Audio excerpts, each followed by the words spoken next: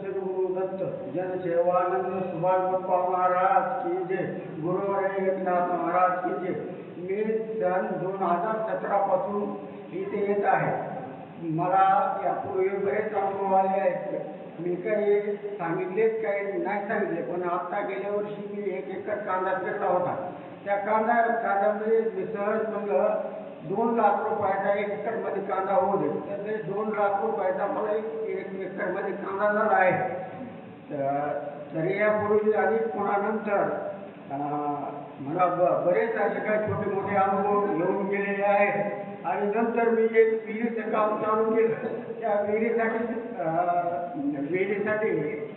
सप्ताह चालू ज्या दिवशी उभारला, सुभाष महाराजाच्या पुण्यतिथीचा, त्या दिवशी मी महाराजाचा आशीर्वाद न घेता दत्त महाराजाचा आणि सुभाष बाप्पाचा समाधीवर मी म्हणून माझ्या विहिरीला भरपूर पाणी लागू दे। तरी माझ्या विहिरीला भरपूर पाणी लागलेलं आहे। तरी बाप्पाच्या आशीर्वादाने आणि गुरुवर्याच्या आशीर्वादाने पुढे आशीर्वाद असा चालू ठेवावा याच्या त्यांनी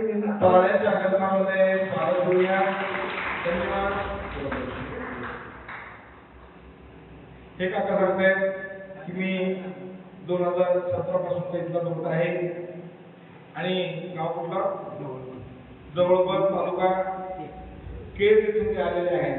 ते सांगतायत मी जी इच्छा करेल ती इच्छा माझी पूर्ण झालेली। तरी त्यांच्या अनुसार सांगितलं की माझ्या 1 एकरमध्ये 2 लाखाचा कांदा व्हावा अशी इच्छा व्यक्त केली होती।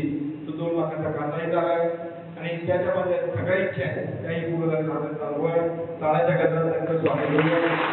धन्यवाद। नमस्कार, मी माझं नाव वैष्णवी शिवम सोळंके। मी राहणार अंबाजोगाई, गांधीनगर। मी 2021 मध्ये नमस्कार, माझं नाव वैष्णवी शिवम सोळंके। मी राहणार अंबाजोगाईचं नाही।